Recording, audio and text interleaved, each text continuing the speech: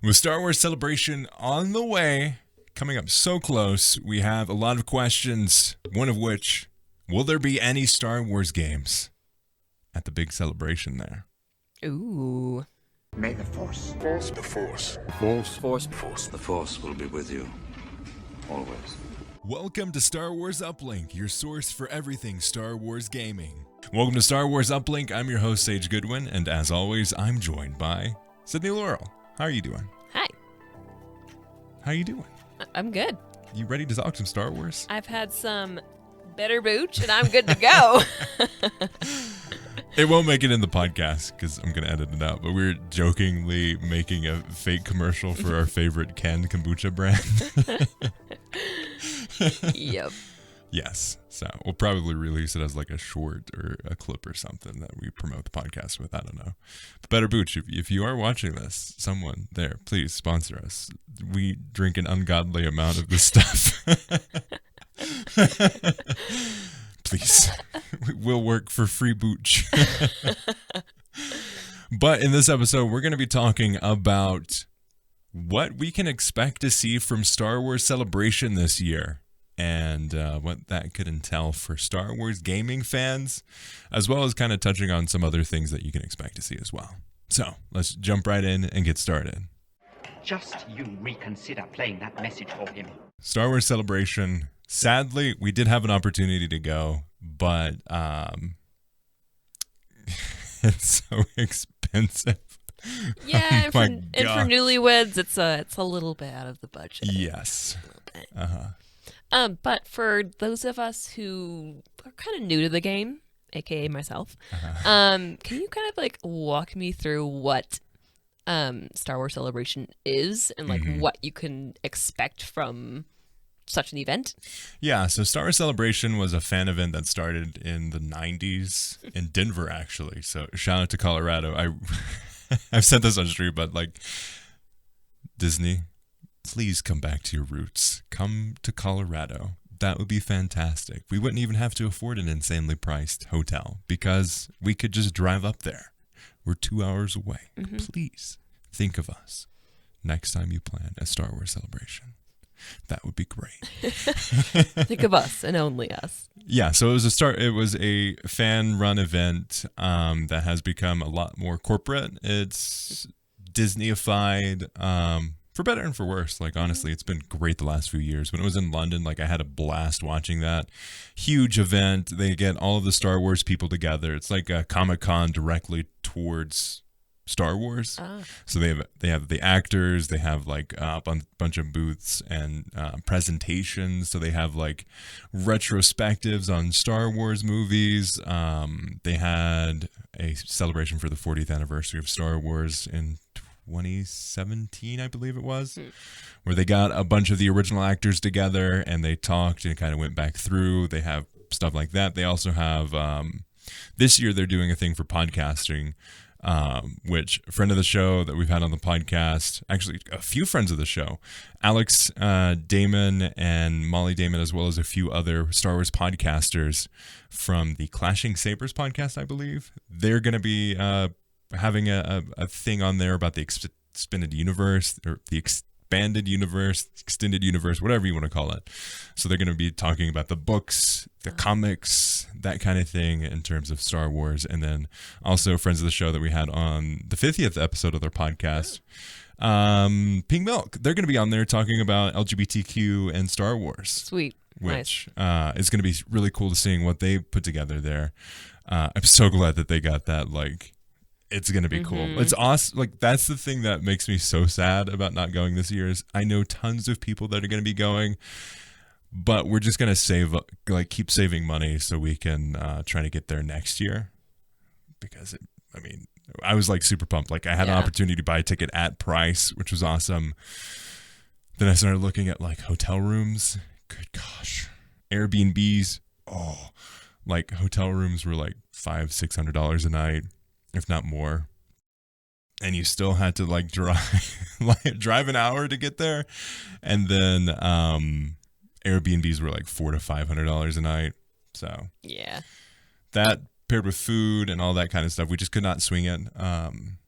So sadly won't be able to go this year, but really excited to watch kind of the live streams and that kind of stuff happening. So big conference, Comic-Con type thing. Gotcha. Just towards Star Wars, where everybody gets together, a lot of cosplay, a lot of that kind of stuff. They also have events before and after the show. So I think Thursday is when they're getting like a bunch of podcasters are getting together and they're going to this pop-up bar that's Star Wars themed, I believe. What? Yes. Oh my gosh. I think that's the plan. And they're just going to hang out and talk Star Wars and just kind of network and do that kind of stuff. So yeah.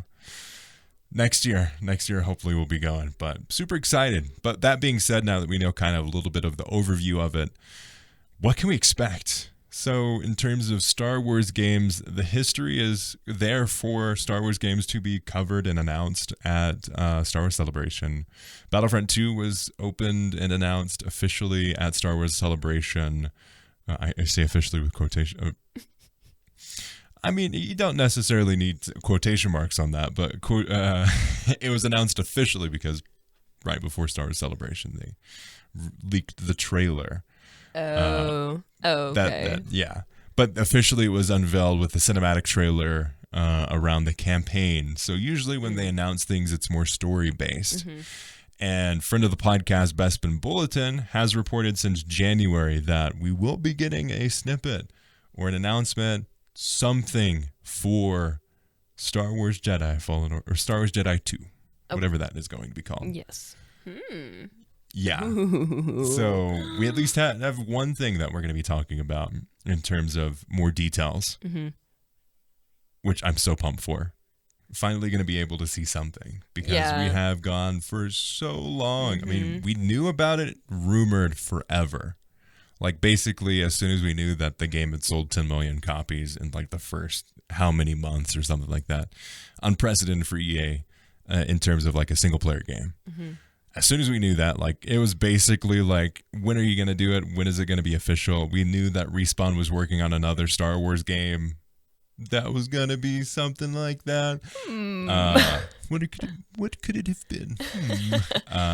Connect the dots. As I stroke my beard here. So there's that side of things. I wonder too, because I think we have like 9 different Star Wars games. We may be able to see something with Star Wars Hunters there. That is supposed to come out soon. The alpha playtest, early access stuff was supposed to happen in like November, December area of 2021.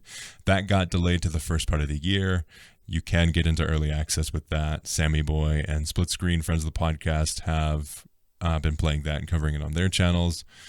But they did say that they're going to have a 2022 release date, and it was going to be earlier in the year. I could totally see it. I mean, I think they did officially delay it. But I could see that being like fully announced and a release date set to that, and when it's going to come out on Switch and mobile and all the platforms. I could see that happening at Star Wars Celebration. Yeah. It may not necessarily fit considering the other games are usually more story driven, but with how big mobile games are, I could totally see them being like, yeah, it makes sense to announce this at the big stage. And seeing how it's already kind of a success even before it's even launched, it seems like they'll really want to push it to be like that. And like it's a really unique game because it's a mobile game, but they're also going to have a semi-console version where it's playable on Nintendo Switch, and you can dock the Nintendo Switch and play it on TV. So I think that's what's most unique and compelling about that game. That's how I want to play it. Yeah. Like, honestly, that's probably how I'm going to play it most of the time. Yeah. That, and I think it has cross progression, or hopefully it does. It makes so much sense. Like, if I could play it on my Switch, and then, like, if I'm on lunch and I'm just, like, at the studio, pick it up for a little bit, I could totally see that being super impactful. Yeah. Well, yeah, that's kind of what you would expect from something that's designed to be a mobile game. Just something that you could just pick up, you do for a little bit, and then you put it away. And that seems about right for me. Yeah. So I think we could see something along there. Most of the other games that have been announced, we know that they're actively working on. We've heard rumors that Ubisoft's game is not going to be happening till like 2025 or so. So I don't know if we'd see anything more from that. Honestly, I'd love to see more. Could be possible. It could be. I mean, they literally just announced it with Star Wars, and Ubisoft are working on it. Like they didn't show anything. It's literally starry background, the logo of the studio that is like underneath the publisher of Ubisoft that they own, that works on, I think it's Avalanche Games or something like that. Something along those lines. Yeah. I'll put it up on screen. And then maybe like add it in the audio version as well. Like as I'm editing, just put I'll put the name here. Yeah. Massive Entertainment. And Star Wars. Like that's literally at Lucasfilm Games. That's all they announced it with. So I could totally see them adding a little bit more to that, but probably not. I think sounds really early. It does seem pretty early. I think, and again with like game development, I have gotten so jaded with like them announcing games and then delaying it. Just like show us snippets of it. Don't tell us when it's going to come out until it's ready to come out. Yeah. And then start that like heavy hardcore, like we're going to show you all the details, but like give us teases. Don't set anything in concrete because there is so much what does he want to say? Constant, like ever moving the future is, or something like that. That's basically like my feelings towards Star Wars gaming right now, or just gaming in general. Yeah. Like game development is in such a state where like they need more time than they normally did before COVID. So I think that's definitely a big part of it. So, but I mean, we saw Star Wars Eclipse supposedly is supposed to come out earlier than expected because they've had an acquisition or there's something along those lines. But do you think they'll show any more about that? No. Yeah. No, I think it's way too early. I'm surprised we saw what we did. But considering all the reports and the struggles that studio has with hiring people, the allegations made, like there's so many different aspects of that. They're probably trying to lay in the shadows for a bit. Yeah. I think they let that like cool down a little bit, let that play out how it needs to be played out. And then we get it announced maybe like a year or 6 months before it's slated to release. Yeah. So I think in the next 2 to 3 years, we're going to be seeing an insane amount of Star Wars games. Like I could see 2 to 3 games being announced in the same, like being released in the same year. Honestly, I don't think it's wise to do that unless they're all story-based games. Like if you have like one in the first half and one in the later half, like maybe like a teaser, like an appetizer, and in the first section, like maybe it's a shorter Star Wars game. Maybe that's when like a Star Wars Eclipse would come out in the first part of the year, and then like the big game would be that holiday season type, like October, November. I think that'd be a huge point. Yeah, I could see that being like very successful. Yeah. So you've only really mentioned what 2 or 3 games then? So you think that's about all we're gonna see? I think so. Like I don't think we're gonna see a whole lot. I was surprised when the reports started coming out that we'd see more of Jedi Fallen Order 2, or see some of Fallen Order 2, whatever Star Wars Jedi 2 is the official name of it. We need a name. We at least need a name so that we can start actually talking about it. So we'd stop doing this. Star Wars Jedi. Oh wait, no, it's not Jedi Fallen Order 2. It's Star Wars Jedi 2. It just doesn't flow as nice as Star Wars Jedi Fallen Order.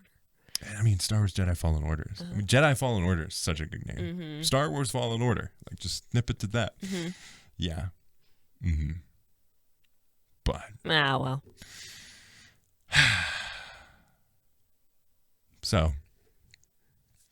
Those, I don't think we can expect more than that, but I think we can expect 1 to 2 games to be shown. Definitely Fallen Order 2, whatever it ends up being called. Hopefully we'd see some gameplay, or at least like a really nice sizzle reel, like boom, boom, boom, boom. Or what they did with Jedi Fallen Order, the original, when they like officially unveiled that Respawn was working on a game. They had like a behind the scenes featurette type thing where they were in the mocap studio, like playing with lightsabers. Like, I think that'd be cool. Yeah. Shows behind the scenes. Like I think that'd be a cool connection piece. Yeah. Then they don't have to like show anything of the game really. They could show like concept art on people's screens. They could show some of the animations. They could do stuff like that. Or just kind of explain the thought process behind it. What is Cal Kestis going to be doing? Like, is it going to be based on Cal Kestis? I've heard reports that it will. But they could confirm that. They could just say like, oh, we're going to be revisiting this kind of stuff. We just want something is what we're trying to say here. Yeah. I think that'd Give be great. us something, especially a name, please. Give us a name. Give us a name. But yeah, I think that's what we can expect for Star Wars Celebration this year. It is the first celebration since 2019, I believe. Wow. Yes. So the last one happened before the pandemic. It's going to be huge, and I think it's going to be exciting. Yeah. Much overdue. Yeah. Now we're going to take a short break, and we're going to dive a little bit deeper into another tease that we got around Star Wars Celebration. This podcast is a production of Uplink Media Group. Uplink is a podcast network dedicated to highlighting the love and experience of gaming and pop culture. Check out our other shows, The Battlefield Show, Star Wars Uplink, and The Forge, the Halo Infinite podcast, as well as our YouTube channels for even deeper dives into Battlefield, Star Wars, and more. YouTube.com/Uplink podcast and StarWarsUplink.com. Only different in your mind. You must unlearn what you have learned. Star Wars Celebration is big. Like in between the break, we were pulling up some details on stuff we want to talk about. Like the full details of it. I was scrolling through the list of all of the like discussions. They're gonna have Ian McDiarmid there to talk about. It's like a viewing with the Emperor or something like that. Session with the Emperor. So they're gonna do stuff like that. But one of the things I want to pull out is like we talked about like last week or the week before about Star Wars Visions and how unique that was. Something else we're going to be getting is something called Tales of the Jedi. And this is the description of it. Live on the Celebration stage, streamed to the Galaxy and Twin Sun stages, Tales of the Jedi animated anthology shorts hosted by Amy Ratcliffe with special guest Dave Filoni. And this is really exciting. Like, we love the animated stuff. Yeah. I wonder if this is going to be like something exclusive to this, or is this like a Disney Plus series? But I think it would definitely be available on like YouTube. But yeah, that's most intriguing. Right? And it's all Jedi stuff. Tales from the Jedi. I'll put the logo up. But it's this really like classic Star Wars extended universe looking logo, like Star Wars Legends. It definitely has that vibe of like the book titles. It's so great. What do you think that means? Like what?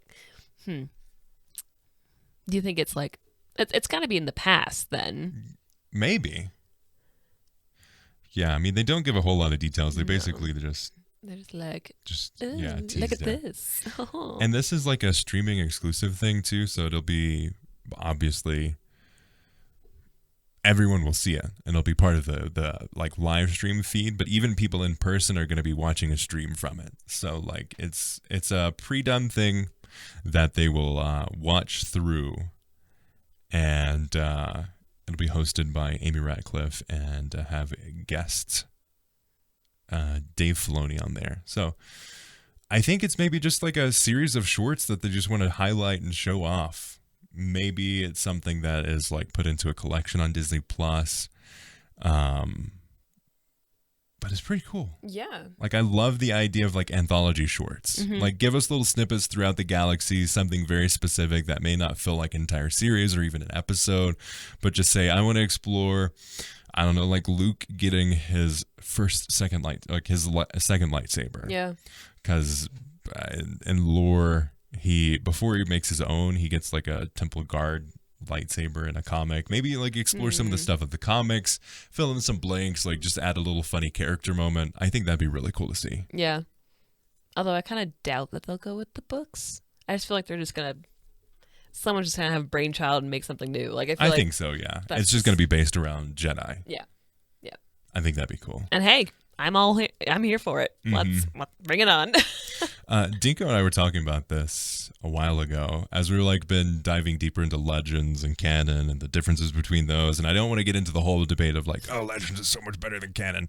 But like the Jedi were freaking impressive in Legends. Yeah. And they lose a lot of that. I mean, the Sith were insane. Like, goodness gracious alive.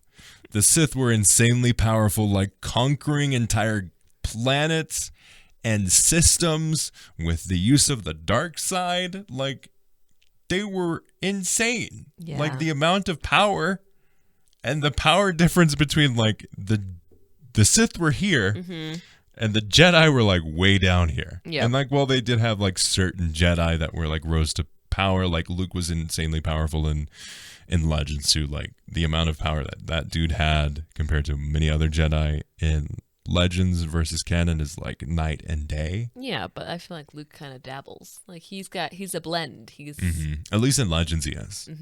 He's not this like, oh, I'm gonna make the exact same mistakes that the prequel Jedi did. Luke, I mean, he makes some of those same mistakes in like Legends, but he at least is not like actively trying to like, no, we need to make Grogu choose whether he wants to be a Mandalorian. There cannot be any connections to it's so stupid.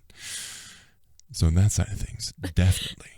I did not intend for this to go into that direction. No. We should probably reel it back. Reel it back in.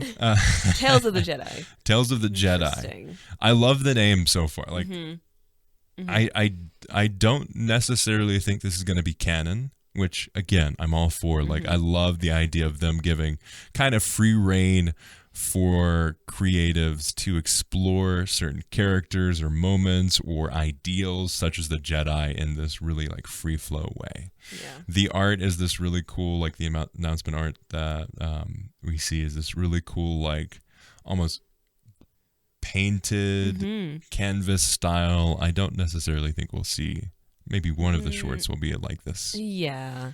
But I think we're going to see differing styles and stuff. It's almost arcane-ish, that look. Just definitely. Because it has that kind of painted texture to it. That's like that. I was trying to find a good way to describe it, but yeah, like that is the perfect way to describe this image that we see for those audio, for you listening on audio. We see 5 Jedi as they watch a command ship station crash down with bits and pieces of it falling to the earth. They're on this rock outcropping. One of the characters' lightsaber is lit, and we don't see any of their faces. We just see them in robes. Very if you're not aware of Arcane, look it up. Very much like mix of 3D and 2D elements. Very controlled, hand painted looking, gorgeous. So I think that'd be awesome. I would be thrilled to see that in Star Wars Wars. Arcane would just be so good. Ooh. Yeah, I would love to see Star Wars Arcane. Give it to me. Give now. Yes, I want this in my life. It needs to happen. So yeah, I want more of those experiences in Star Wars that, again, I would love them to be canon, but like they don't have to be. Nah. Who cares? Give us something cool. Focus on the story versus having it all tie together. But like be upfront with it. Like these aren't canon. Blah blah blah. These are just we gave a lot of people some free time, and they said, hey, go play with Star Wars, and this is what they came back with. Yeah. I think that's gonna be like. That's going to be the way that Star Wars moves forward, because we saw with like the sequels, they were very safe with those. They didn't play a whole lot of the formula. Some of the things that they didn't like pay off overly well. There wasn't a huge plans, but like the stuff like Rogue One, where they were able to be a little bit more free flow. First season of Mandalorian, really cool. I'd love to see more stuff like that. Yeah. And I think doing it in the form of like these animated shorts would be awesome. Little anthology, shows would be cool too, like live action stuff. Like there's the Netflix show Love, Death, and Robots. Fantastic, worth it. It's like, it's very mature, but they have a lot of really cool ideas with science fiction about love, death, and robots in terms of like they give a lot of these really interesting and creative artists playing around with very differing art styles and directions, and they just say, hey, make something cool, and this is it's gotta include one or multiples of these aspects. There's one about like all humans have died and robots have come over the world and they find some life, and like it's really cool. There's this one that's like robots and aliens are fighting each other in this like really intense battle arena match. It's really cool. Yeah, highly recommend it.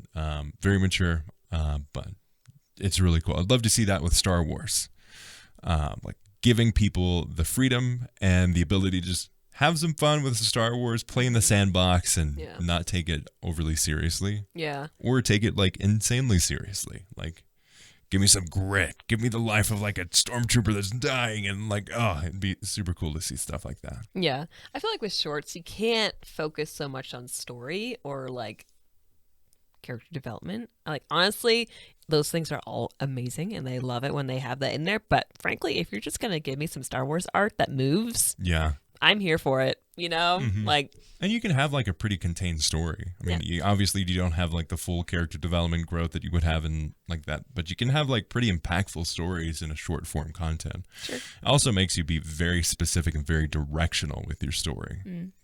I think that's what I love about shorts. Yeah. It's like you don't have 2 hours to play with. Right. You have 5 to 10 minutes. Right. Or 3 minutes. Or 2 minutes. Who knows?